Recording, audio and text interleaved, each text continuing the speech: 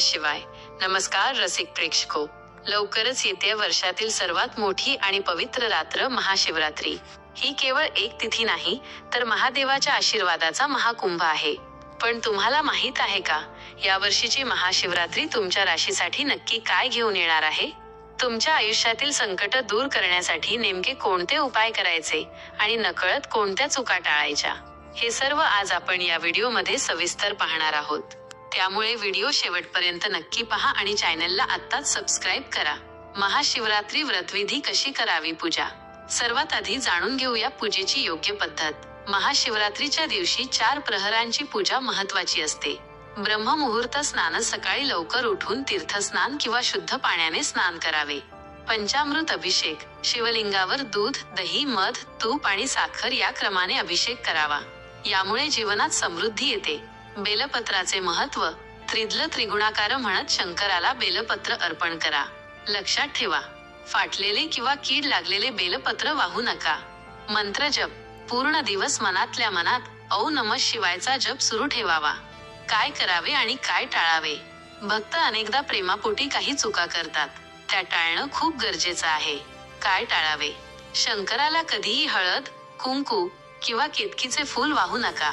महादेवाची प्रदक्षिणा पूर्ण कधीच करू नका. जिथे पाणी बाहेर येतं म्हणजेच सोमसूत्र, तिथूनच मागे फिरा. या दिवशी कोणाबद्दलही मनात राग किंवा द्वेष धरू नका. काय करावे? किमान एक वेळ उपवास धरा. रात्री जागरण करून शिवलीलामृताचे वाचन करा. गरिबांना फळ किंवा अन्न दान करा. राशीनुसार फलादेश आणि क्षेत्र. आता वळूया सर्वात महत्त्वाच्या भागाकडे. तुमच्या राशीला महादेवाची साथ कोणत्या क्षेत्रात मिळणार? मेष आणि वृश्चिक. तुम्हाला जमीन जुमला किंवा रिअल इस्टेटमध्ये मोठा फायदा होऊ शकतो. महादेवाला गुळाचे पाणी अर्पण करा. वृषभ आणि तुळ राशीच्या लोकांसाठी, कला आणि मीडिया क्षेत्रातील लोकांसाठी सुवर्ण काळ आहे. महादेवाला पांढऱ्या फुलांचा हार घाला. मिथुन आणि कन्या राशीच्या लोकांसाठी व्यापार आणि शिक्षणात प्रगती होईल.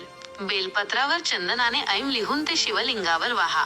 कर्क राशीवाल्यांनो, मानसिक शांती मिळेल आणि रखडलेली कामे पूर्ण होतील. चंद्राचा स्वामी महादेव असल्याने कच्च्या दुधाचा अभिषेक करा. सिंह राशी, तुमच्यासाठी सरकारी कामे मार्गी लागतील आणि समाजात मान सन्मान वाढेल. गंगेचे पाणी अर्पण करा.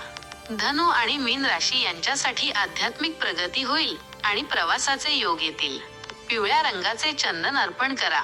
मकर आणि कुंभ राशी यांच्यासाठी कष्टाचे फळ मिळण्याची वेळ आली आहे. तांत्रिक क्षेत्रात यश मिळेल. शिवलिंगावर काळे तीळ अर्पण करा. खास उपाय काय करायचे ते लक्ष देऊन ऐका.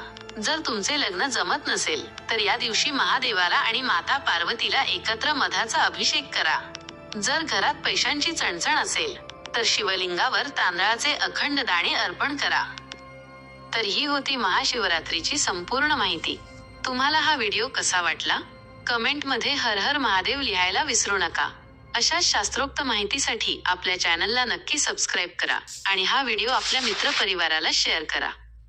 धन्यवाद आणि सर्वांना महाशिवरात्रीच्या मनापासून शुभेच्छा.